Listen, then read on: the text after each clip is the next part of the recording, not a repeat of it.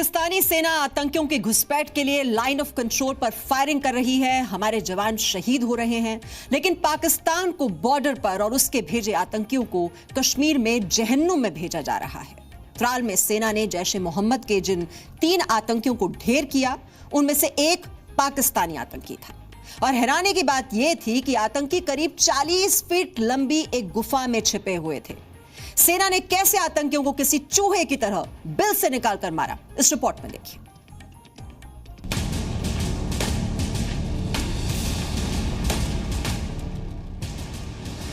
गुफा में आतंकी, बाहर सेना का काल। 40 फीट की आतंकी गुफा पर सेना का प्रहार। त्राल के एनकाउंटर की तस्वीरें गवाही दे रही हैं भारतीय सेना की जांबाजी और जज्बे की। सिर्फ एक जानकारी मिली थी कि आतंकी इस गुफा में हो सकते हैं। उसके बाद क्या हुआ, ये सुनिए।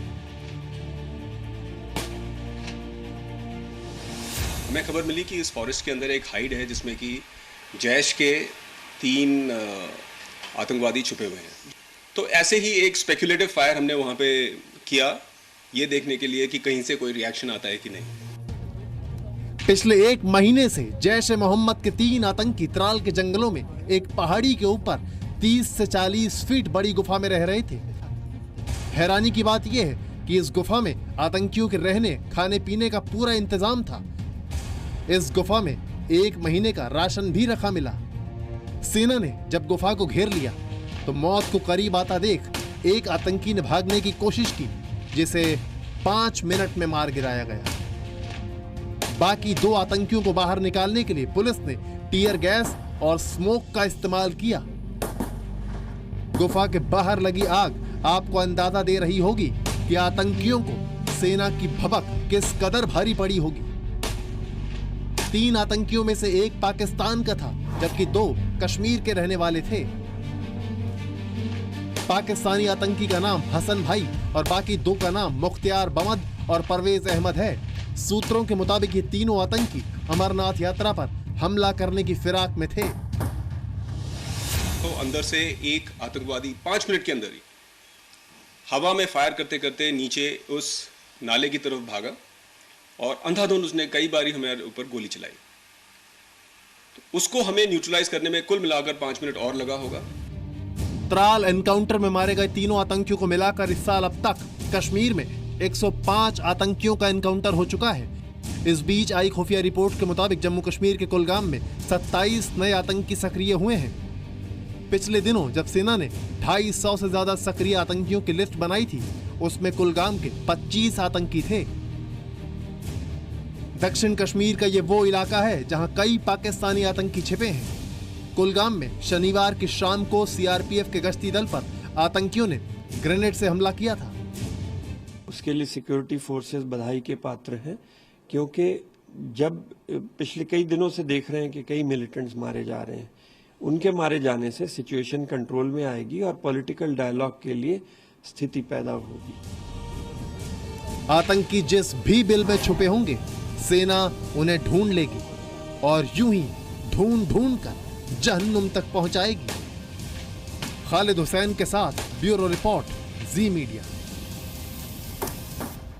तो त्राल में तो इन 3 आतंकियों को ढेर कर दिया गया, लेकिन इस बीच कश्मीर के नौजवानों को आतंकी बनाने की एक खौफनाक साजिश का भी पर्दाफाश हुआ है। और सबसे ज्यादा हैरान करने वाली बात यह है कि आतंकी संगठन हिजबुल मुजाहिदीन के आतंकी भर्ती प्लान में कश्मीर के अलगाववादी संगठन और पाकिस्तान हाई कमीशन भी मिले हुए हैं। कश्मीरी नौजवानों को आतंकी बनाने की साजिश का बड़ा खुलासा। आतंकियों की भर्ती में पाकिस्तानी हाई कमीशन भी शामिल। अलगाववादियों की पाकिस्तान से यारी, देश से गद्दारी। उत्तरी कश्मीर के पट्टन में हिजबुल मुजाहिदीन के भर्ती मॉड्यूल का बड़ा खुलासा हुआ है। बारामूला पुलिस ने सुरक्षा बलों की मदद से 3 लोगों को गिरफ्तार किया है। इस मॉड्यूल के निशाने पर कम उम्र के कश्मीरी लड़के होते थे। इन लड़कों को आतंकवादी गतिविधियों में शामिल होने के लिए उकसाया जाता था। इस मॉड्यूल को हंदवाड़ा का रहने वाला हिजबुल कमांडर परवेज वानी उर्फ मुबशिर चला रहा था। पुलिस ने पलहालन इलाके के रायपुरा का रहने वाला अंसारुल्लाह, सोपोर के मिनीपुरा का अब्दुल राशिद भट्ट और उधमपुर के पट्टा का रहने वाला मेराजुद्दीन काक को गिरफ्तार किया है। काफ़ी दिन से जो एक्टिविटीज़ है वो नॉर्थ और सेंट्रल कश्मीर के मुकाबले में ज़्यादा है, तो ये उसी ट्रेंड का एक जो तहकीकात हमने की है और जो लड़के गए हैं, इसमें कोई ऐसी बात नहीं है कि ज़्यादा एजुकेटेड यूथ जो है वो इसकी तरफ जा रहे हैं।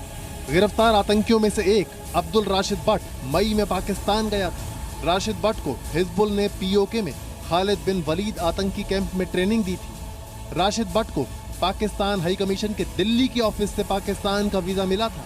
कश्मीर के एक अलगाववादी संगठन की सिफारिश पर राशिद भट्ट को वीजा दिया गया था। सूत्रों के मुताबिक बड़ी संख्या में स्थानीय लड़कों की भर्ती कर वैध वीजा पर पाकिस्तान भेजकर पीओके में आतंकी ट्रेनिंग की साजिश थी। इनके पास से हथियार और विस्फोटकों के अलावा 1 लाख रुपए कैश भी बरामद किया गया है। ठीक करने में कुछ टाइम लगेगा, 3 महीने हुए सरकार को, तो 65 लोग इस वक्त यहाँ पर है, नौजवान जो मिलिटेंसी में है। It is not a alarming number but it's a very sensitive issue, we are taking it very seriously. अगर हमारी पहली कोशिश होगी कि ये वापस आए, हम उनकी फैमिलीज़ को रीच आउट कर रहे हैं। यानी कश्मीर की युवा पौध को अलगाववादियों के इशारे पर पीओके भेजकर आतंकी बनाने का बड़ा खेल चल रहा था, जिसमें पाकिस्तानी हाई कमीशन भी मिला हुआ है। और ऐसे अलगाववादियों से बातचीत की वकालत करने वालों में बुखारी से लेकर फारूक अब्दुल्ला और महबूबा मुफ्ती से लेकर मणिशंकर अय्यर तक शामिल हैं। खालिद हुसैन, जी मीडिया।